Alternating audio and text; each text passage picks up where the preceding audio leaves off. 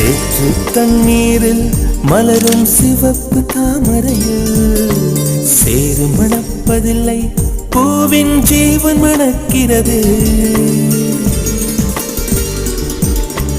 வேரை அறுத்தாலும் மரங்கள் வெறுப்பை உமிழ்வதில்லை. அறுத்த நதியின் மேல் மரங்கள் ஆனந்த பூச்சொரியும். தாமரை பூவாய் மாறேனோ, ஜன்ம சாபல்யங்கள் காணேனோ. மரமாய் நானும் மாறேனோ, என் மனித பிறவியில் உயேனோ.